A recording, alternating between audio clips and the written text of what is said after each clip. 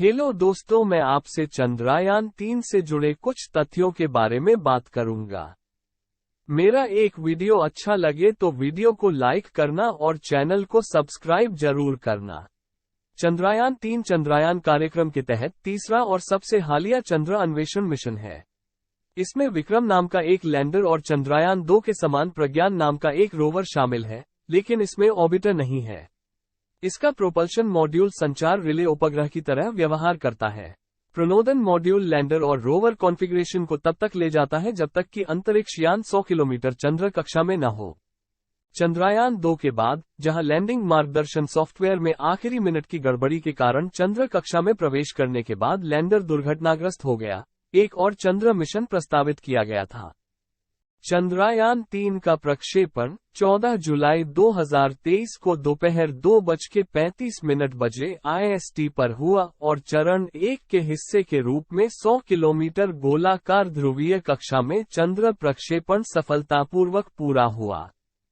Lander और rover के 23 अगस्त 2023 को चंद्र दक्षिणी ध्रुव क्षेत्र के पास उतरने की उम्मीद है। चंद्रयान-3 मिशन इसरो के भविष्य के अंतर्ग्रही मिशनों की दिशा में एक महत्वपूर्ण कदम है।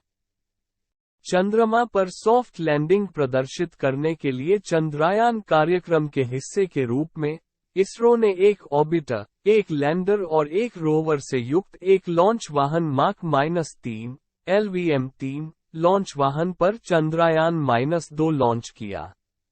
लैंडर को प्रज्ञान रोवर को तैनात करने के लिए सितंबर 2019 में चंद्र सतह पर उतरने के लिए निर्धारित किया गया था।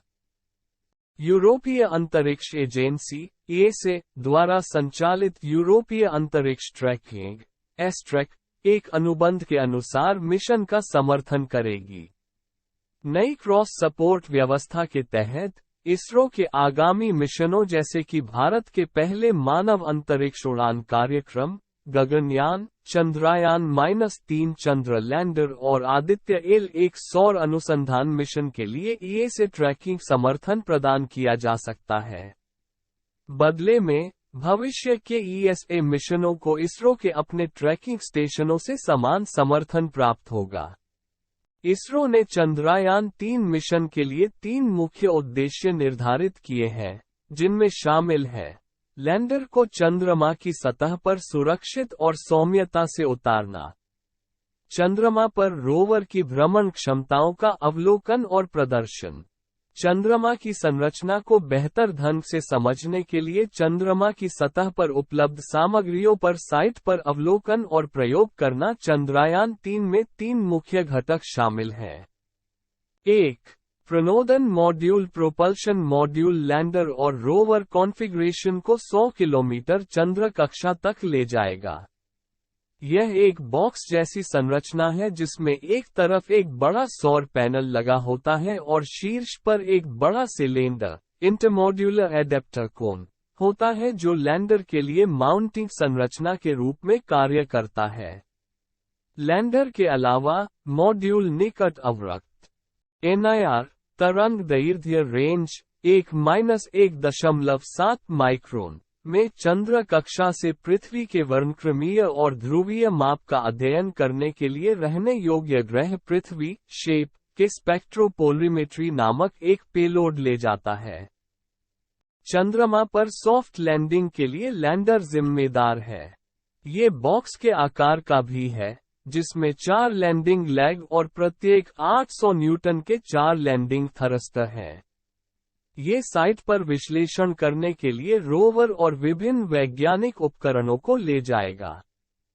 चंद्रयान-3 के लैंडर में केवल 4 थ्रॉटल सक्षम इंजन होंगे, चंद्रयान-2 के विक्रम के विपरीत, जिसमें 5 800 न्यूटन इंजन थे और 5वां एक निश्चित थ्रस्ट के साथ केंद्रीय रूप से लगाया गया था। उद्धरण वांछित। इसके अतिरिक्त, Chandrayaan three lander laser Doppler velocimeter LDV से लैस होगा। चंद्रयान-2 की तुलना में प्रभाव पैरों को मजबूत बनाया गया है और उपकरण अतिरेक बढ़ाया गया है। इसरो संरचनात्मक कठोरता में सुधार और कई आकस्मिक प्रणालियों को जोड़ने पर काम कर रहा है। लैंडर में 3 पेलोड है। चंद्रा का सरफेस थर्मोफिजिकल एक्सपेरिमेंट चेस्ट चंद्र सतह की तापीय चालकता और तापमान को मापेगा। चंद्र भूकंपीय गतिविधि उपकरण ILSA लैंडिंग स्थल के आसपास भूकंपीयता को मापेगा। लैंडमोयर जांच LP प्लाज्मा घनत्व और इसकी विविधताओं का अनुमान लगाएगी। 3. रोवर चंद्रयान-3 रोवर अवलोकन 6 पहियों वाला डिजाइन, वजन 26 किलोग्राम 57 पाउंड, 500 मीटर 1600 फीट की रेंज, कैमरे, स्पेक्ट्रोमीटर और एक ड्रिल सहित वैज्ञानिक उपकरण, एक चंद्र दिवस, पृथ्वी के 14 दिन की अपेक्षित आयु, भारत में लैंडर और ग्राउंड कंट्रोल टीम के साथ संचार। रोवर के 2 पेलोड हैं।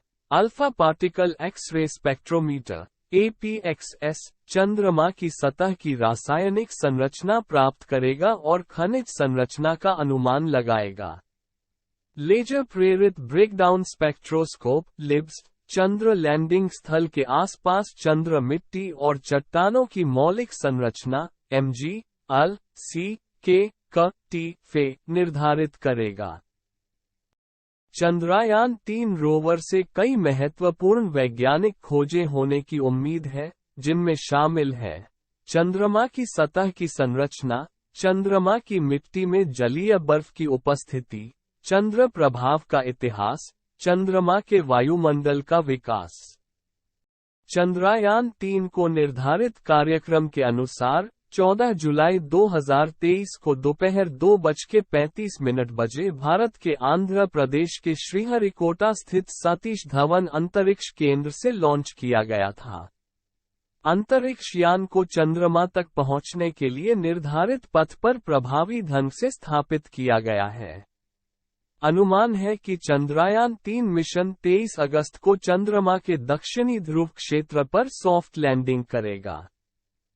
चंद्रयान-3 के प्रक्षेपण के लिए जुलाई का महीना चुनना एक विशेष कदम था क्योंकि इसरो ने पृथ्वी और चंद्रमा की निकटता के संबंध में एक गणना की थी। इसरो अध्यक्ष S. सोमनाथ, मिशन निदेशक S. Mohan Kumar, associate mission निदेशक G. नारायणन, वाहन निदेशक बीजू C. थॉमस, एसोसिएट वाहन निदेशक P.K. सुदेश कुमार, अंतरिक्ष यान निदेशक डॉक्टर P. वीरमुथुवेल।